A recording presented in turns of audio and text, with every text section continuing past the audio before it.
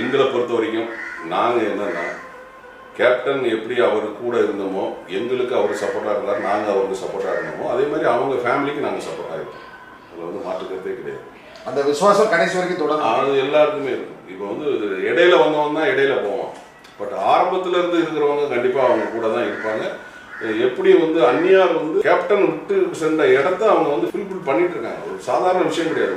ஒரு லேடிஸு ஒரு வீடையும் பார்க்கணும், அது போக அவங்க விட்டு போன அந்த பிஸ்னஸையும் பார்க்கணும், ப்ளஸ் கட்சியும் பார்க்கணும், நீங்கள் குழந்தைகளையும் பார்க்கணும். ஒரு குடும்பத்தில் ஒரு 5 பேர் இருக்கிற ஒரு குடும்பத்தில் ஒரு லேடிஸு அந்த 5 பேரை பார்க்குறதே கஷ்டம். அப்போ நீங்கள் இன்றைக்கி ஒரு கட்சியை கவனிக்கிறது, அந்த கட்சியை பார்க்குறது வந்து சாதாரண விஷயம் கிடையாது.